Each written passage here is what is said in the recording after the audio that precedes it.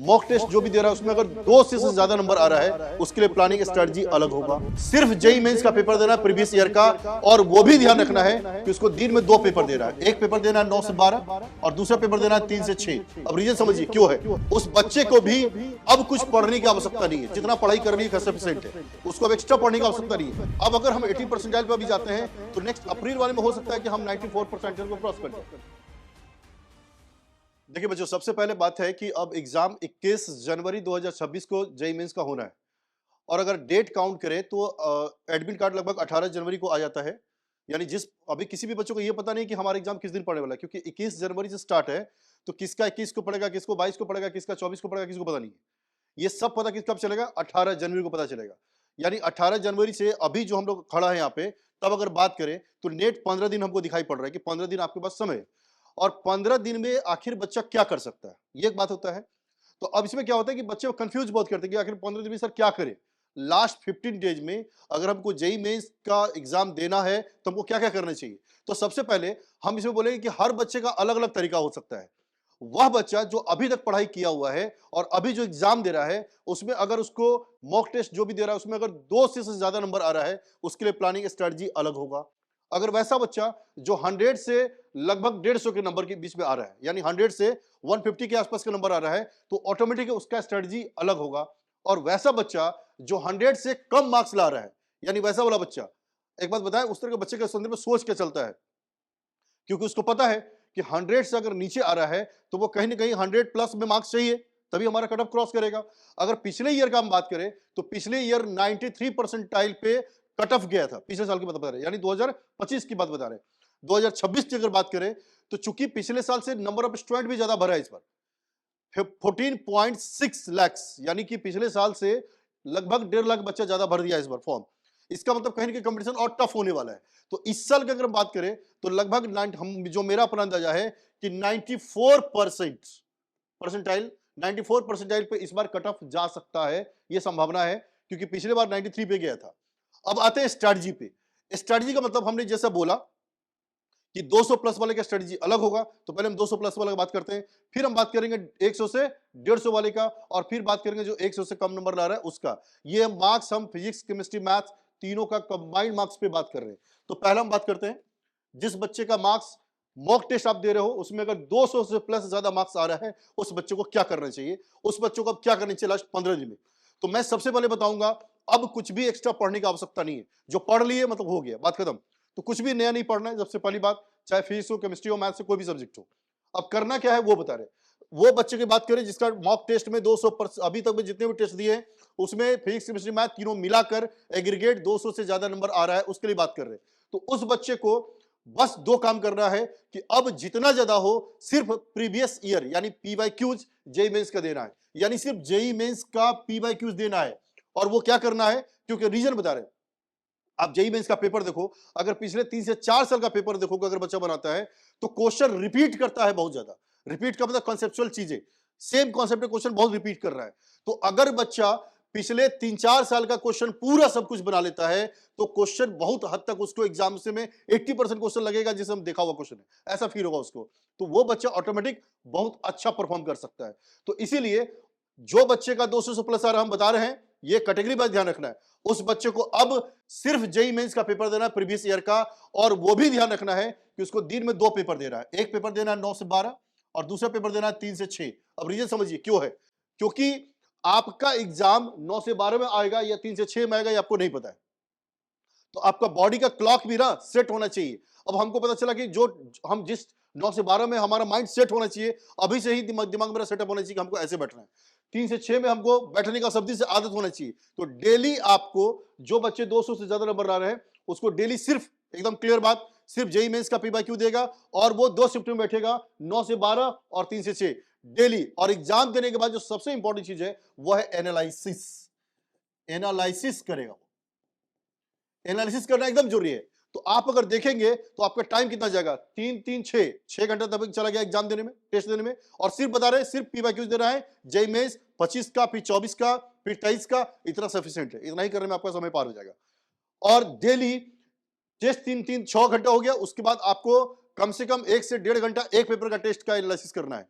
तो मोटा मोटी मानिए अगर हम दोनों पेपर की बात करें 3 घंटा चला गया, यानी 9 घंटा तो आपको चला जाएगा टेस्ट में। और ये जो एनालिसिस की जगह बार बार बता रहे हैं, सबसे इंपॉर्टेंट यही चीज है, एनालिसिस, छोड़ना नहीं है। यही आपका मूल मंत्र होना चाहिए वैसे बच्चे का जिसका 200 से ज्यादा मार्क्स है। अब आ रहे हैं वैसे बच्चे का जिसका 100 से 150 के बीच में मार्क्स आ रहा है, यानी ये वो बच्चे जो बाउंड्री के आसपास पहुंच रहे हैं, यानी बाउंड्री के आसपास में है, यानी अंदर जा रहे हैं लेकिन बाउंड्री के आसपास है। वैसे बच्चे के लिए ध्यान रखना है, उस बच्चे को भी अब कुछ पढ़ने की आवश्यकता नहीं है, जितना पढ़ाई कर ली सफिशिएंट है, उसको अब एक्स्ट्रा पढ़ने की आवश्यकता नहीं है। अब क्या करना है, उसको 2 टेस्ट देना है आपको, फिर उसको भी वही 9 से 12 और 3 से 6। देखिए इसमें एक चेंजेस करना है, एक पेपर आप दीजिए जेईई मेंस का और एक दीजिए मॉक टेस्ट का, यानी ये 2 काम कीजिए, एक दीजिए आप जेईई मेंस का और एक दीजिए मॉक टेस्ट, ये अल्टरनेट करके दे सकते हैं, यानी इसमें दीजिए चाहे इसमें दीजिए, लेकिन बैठना आपको इस टाइम पे। और दोनों चीज इंपॉर्टेंट है, वो दूसरा ये है कि आपको एनालिसिस करना है, ये कंफर्म, यही मूल मंत्र है एनालिसिस। हर टेस्ट का एनालिसिस होना चाहिए 1.5 घंटा दोनों पेपर का, और यही एनालिसिस आपको बताएगा कि आप कहां कहां गड़बड़ी कर रहे हैं, जिसको सुधार करके आपको फिर आगे बढ़ना है। तो ये हुआ उस तरह के बच्चे का। अब हम आते हैं जो तीसरे टाइप के बच्चे होते हैं उसके बारे में। ये बच्चे होते हैं इस टाइप के जिसका मार्क्स 100 से नीचे आ रहा है, 70 नंबर आ रहा है, 80 नंबर आ रहा है, 90 नंबर आ रहा है, 85 नंबर आ रहा है, उस टाइप के बच्चे।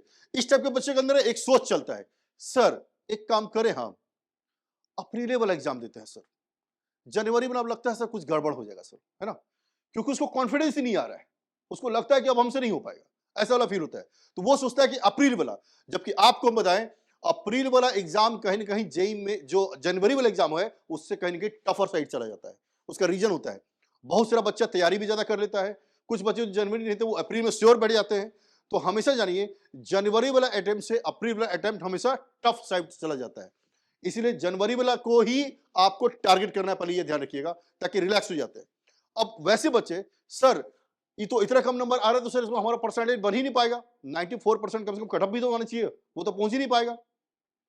तो एक बात हम बताते हैं, अगर आप अभी से एफर्ट नहीं मारोगे, तो एफर्ट अगर मारोगे तो मान लो हम मान ले कि सपोज कि अभी हम अगर एफर्ट मारते हैं तो हो सकता है हमारा 80% ही परसेंटाइल ही जाए, लेकिन अब अगर हम 80 परसेंटाइल पर भी जाते हैं तो नेक्स्ट अप्रैल वाले में हो सकता है कि हम 94 परसेंटाइल को क्रॉस कर जाए, लेकिन अगर हम अभी से एफर्ट नहीं मारेंगे तो फिर हमारा वहां पे नहीं आ पाएगा। इसलिए आपको जो ये बच्चे हैं जो 100 वाला, इसके लिए बता रहे हैं। दूसरी बात और बता रहे हैं, जो नंबर बच्चे 100 से कम नंबर ला रहे हैं उसके लिए भी एक चीज बता रहे हैं, अगर आप अभी से भी 15 दिन जो बचा हुआ है उसमें अगर स्ट्रेटजी देखें, यानी कि क्या पढ़ना है, कितना पढ़ना है, उतना ही अगर ध्यान रखें तो आप कर सकते हैं। और हम दिखा रहे हैं, रीजन दिखा रहे हैं, ऐसे हम नहीं बोल रहे।